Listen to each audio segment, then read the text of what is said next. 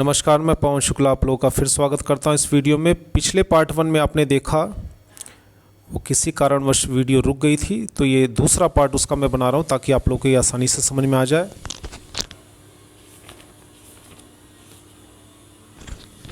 इसमें हम बात कर रहे थे प्रीपोजिशन दो तरह के होते हैं। प्रीपोजिशन शब्द क्या होता है उसके बारे में आपको मैं बता रहा था उस वीडियो में। इसमें उससे आगे की जानकारी दूंगा। तो उसमें आपने देखा कि दो प्रकार के हो सकते हैं, बेसिक लेवल पे भी यूज़ करते हैं प्रीपोजिशन को और टेंस लेवल पे भी यूज़ करते हैं। प्रीपोजिशन शब्द क्या होते हैं थोड़ा सा ये बता दूं, ये वर्ड्स क्या होते हैं, शब्द क्या होते हैं। ये सारे शब्द प्रीपोजिशंस कहलाते हैं। ये आपने पिछली वीडियो में देखा होगा, अगर आपने ना देखा हो तो प्रीपोजिशन की दूसरी वीडियो आप देख सकते हैं, तो आपको इसमें आसानी से समझ में आ जाएगा। उसमें भी ये आपको बताया था, किसी कारणवश वो वीडियो अधूरी रह गई थी बीच में, तो इसे दोबारा ये बना रहा हूँ और थोड़ी एक्स्ट्रा जानकारी के साथ बना रहा हूँ। तो एक बार रिपीट कर देता हूँ फास्ट ट्रैक पे। तो ये शब्द जितने आप देख रहे हैं ये प्रीपोजिशन कहलाते हैं, ये बेसिक वर्ड्स में आते हैं, इनके बिना वाक्य पूरा नहीं होता। इनको गूगल से या डिक्शनरी से कहीं से भी देखकर इनके जितने मतलब होते हैं अपनी एक अलग कॉपी में उतार लीजिए। आइए आगे बढ़ते हैं। प्रीपोजिशन दो तरह के यूज़ होते हैं क्योंकि वाक्य दो तरह के ही होते हैं, बेसिक लेवल पे और टेंस लेवल पे। बेसिक लेवल का मतलब होगा जिसमें is are am was were has had ही वर्ब खाली अकेले यूज़ किया जाता है। और टेंस का मतलब ये हो गया कि जिसमें जो है टेंस तो आप जानते ही हैं, टेंस में एक्शन वर्ब भी आ जाता है। तो इनके दोनों उदाहरण दिए मैंने। इन उदाहरण को आप पहली वीडियो में तो देख ही रहे थे, इसको मैं फास्ट ट्रैक पे दिखा रहा हूँ, ज़्यादा एक्सप्लेन नहीं करूँगा मैं आपको। यहाँ पे आप वीडियो को बार बार रोक के भी देख सकते हैं ताकि आपको समझ में आ जाए। जो पहली वीडियो उसमें तो बहुत अच्छी तरह से मैंने इसे समझा रखा है। तो इसमें ये 4 या 5 बातें होती हैं जो आपको ध्यान देनी होती है। ये शब्द बेसिक वर्ड में आते हैं, ये शब्द बेसिक वर्ड्स में आते हैं, इनका इस्तेमाल बहुत ज़्यादा होता है इंग्लिश में। तो ये ज़रूरी शब्द हैं, तो आपको पता होने चाहिए। इनकी हिंदी भी और इनके जितने मतलब होते हैं उनको भी इनका सीखना बहुत ज़रूरी है और गिनती में 50 के आसपास होते हैं।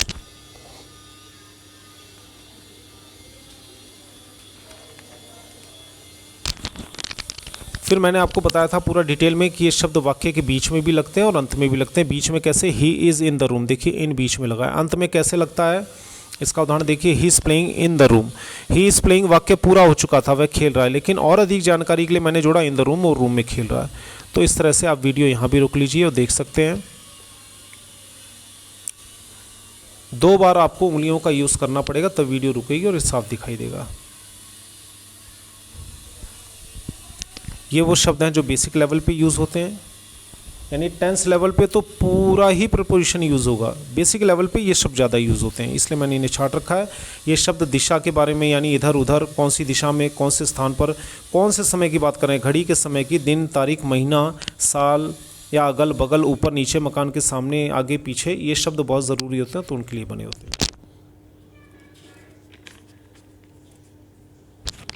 उसके बाद में मैं आपको बताया कि इनका कितना यूज़ होता है। इनका पहला यूज़ किसी कमरे में, जगह में, महीने के लिए इन जुलाई महीने में, सन में यानी साल में, 2020 में, 2024 में, 2018 में, उनके लिए इनका यूज़ होता है। फिर उसके बाद मैंने आपको एग्जांपल्स दिए, ये आप देख सकते हैं इसमें, यहाँ पे होल्ड करके। उसके बाद मैंने आपको बताया था विद का यूज़ क्या होगा, ऑफ का यूज़ क्या होगा। ऑफ का के की लिए होता है, जैसे ये ढक्कन इस पेन का है, ये कवर इस बुक का है, ये गेट जो सफ़ेद गेट है इस कार का है, ये पहला रूम स्कूल का है, तो के लिए यूज़ होता है। उसके बाद फिर अबव और बिलो 2 शब्द हैं, ये आप देख रहे हैं।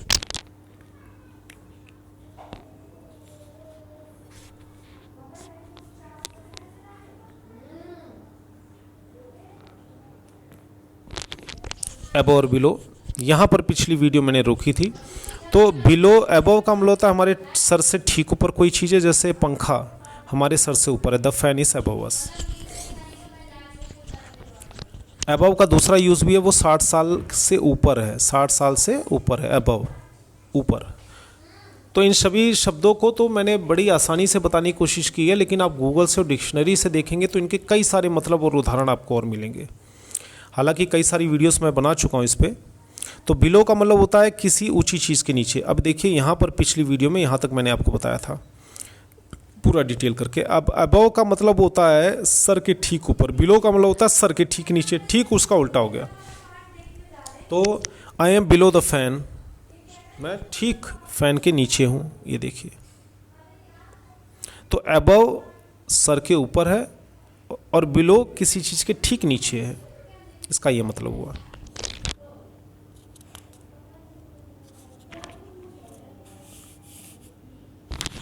इसके बाद हम एक शब्द देखते हैं अंडर।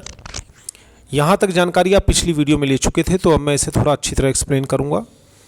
तो यहाँ पर अंडर, अंडर का मतलब ये हो गया कई बार बेड के नीचे, टेबल के नीचे, कुर्सी के नीचे या किसी किताब के नीचे जो थोड़ा सा दबा हुआ हो, ठीक नीचे हो, बहुत ज़्यादा ऊंचाई के नीचे ना हो, वैसे किसी चीज़ के नीचे हो, जैसे गेंद देख रहे हैं आप टेबल के नीचे इस तरह, तो उसके लिए हम अंडर का यूज़ करते हैं। जैसे द बॉल इज़, बॉल कहाँ है? Under the table.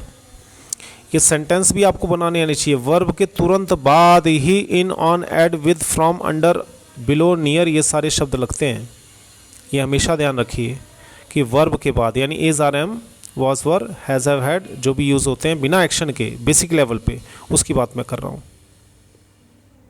और जब टेंस में आप इन्हें सीखेंगे, टेंस के जितने वाक्य होते हैं उसमें तो वर्ब के बाद लगते हैं एक्शन वर्ब के पास। जैसे I am playing in the park, I have written letter, ठीक है, in the copy, I have seen your number in my mobile, तो ये हमेशा वर्ब के बाद भी यूज़ होते हैं। लेकिन बेसिक लेवल पे ये तुरंत एक अकेला वर्ब यूज़ होता है, इज़, आर, एम, ये अकेले यूज़ होते हैं, उनके तुरंत बाद ये लगता है।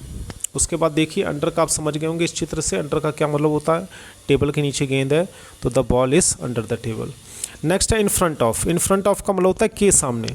जैसे मान लीजिए मैंने आपसे पूछा कि भाई साहब ये दुकान कहाँ है, तो आपने कहा ये दुकान स्कूल, वो जो स्कूल दिख रहा है उसके सामने है। सामने का मतलब हो गया कि उस, जैसे ये रहा स्कूल की बिल्डिंग और उसके सामने ये मकान है। मान लीजिए एक चित्र बनाया समझाने के लिए आपको मैंने, तो हम क्या लिखेंगे कि मेरा स्कूल मेरे घर के सामने है। तो माई स्कूल कहाँ है? इज़, सब्जेक्ट फिर verb, in front of my house.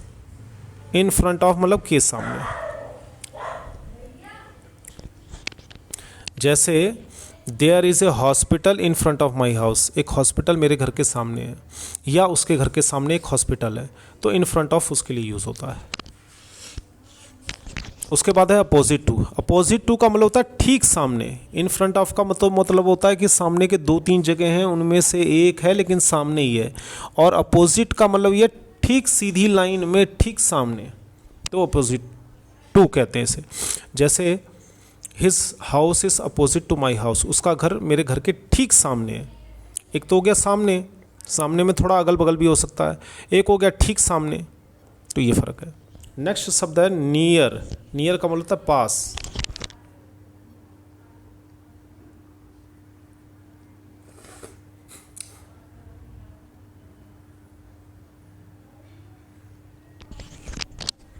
तो यहाँ पे आप देख सकते हैं नियर का मतलब पास है। His house is near my school, उसका घर मेरे स्कूल के पास है। नियर माई स्कूल, पास। अब कई जगह आपने देखा हो नियर के साथ टू भी लगता है, near to my house, near my house. ये समय के साथ कुछ कुछ चेंजेस होते रहते हैं, तो हमें सीखना होता है। फिर लास्ट शब्द है अबाउट। अबाउट के 2 मतलब हैं। अबाउट का टेंस में अलग यूज़ होता है, बेसिक लेवल पे अलग यूज़ होता है। बेसिक लेवल का मतलब इसमें अबाउट का जब होगा तो लगभग होगा। जैसे एक आदमी आपके सामने है और he is about 60 years old, वो करीबन 60 साल का है, तो अबाउट लगाएंगे, यानी लगभग के आसपास, तो उसके लिए अबाउट लगाते हैं। जैसे जो आदमी हमारे सामने खड़ा है वह लगभग 60 साल का है या 60 साल के आसपास का है। अगर हम ये कहना चाहते हैं तो इस चीज़ के लिए हमें जो है अबाउट यूज़ करना पड़ेगा। He is about 60 years old. तो आज की वीडियो में आपने देखा, और इसके पार्ट 1 में तो मैंने पूरा डिटेल जो है बनाया है, लेकिन बीच में कोई कॉल आने के कारण वो वीडियो कट गई, तो इसका सेकंड पार्ट बनाना पड़ा। तो आप पहली वीडियो भी ज़रूर देखें और सेकंड वीडियो भी ज़रूर देखें। इसके बाद मैं एक वीडियो, इसकी बड़ी वीडियो बनाऊंगा, उसमें टेंस में कैसे यूज़ करते हैं इसको, जो है प्रीपोजिशन को, वो बड़ी वीडियो होगी। उसके अंदर ये सारे वर्ड्स टेंस के साथ कैसे यूज होते हैं उनको मैं आपको बताऊंगा। तो उम्मीद करता हूँ कि आप इसे लाइक करें या डिसलाइक करें, यह आपकी अपनी सोच है, लेकिन मैंने अपनी पूरी मेहनत की है। और इसको वीडियो को रोक के बार बार देखिए, आगे पीछे करके देखिए, और इसके जो नियम हैं जैसे मैंने इन्हें लिख रखा है ऐसे अपनी कॉपी में कई बार लिखेंगे, कई वाक्यों में इन शब्दों को इस्तेमाल करेंगे, तब जाकर ये वाक्य आपकी ज़ुबान पर चढ़ेंगे, क्योंकि ये वाक्य बहुत ज़रूरी है, इनके बिना इंग्लिश नहीं बन सकती है। मैं बार बार कह रहा हूँ, ध्यान रखिए। तो बाकी सारी वीडियोस भी देखिए। अगर आपको वीडियोस अच्छी लगती है तो अपने साथियों को शेयर करें, क्योंकि ये पहला चैनल ऐसा है वर्ल्ड का जहाँ पे ABCD से शुरू किया गया, स्पेलिंग से होते हुए बेसिक लेवल, टेंस, ट्रांसलेशन, उसके ऊपर हाईएस्ट लेवल तक की वीडियो आने वाली है, आ चुकी हैं या आएंगी 100%। तो ये मेरा वादा है कि सबसे आसान तरीके से जो है ये चैनल आप लोग के लिए बनाना है, ताकि आप बहुत ही आसान तरीके से उन बातों को सीख सकें जो चीज़ें तंग करती हैं। और स्पेलिंग सीरीज़ की तो स्पेशल बहुत सारी वीडियोस मैंने डाल रखी हैं जो कि कहीं और मिलती नहीं है यूट्यूब चैनल के ऊपर, तो उन्हें भी आप देखिए।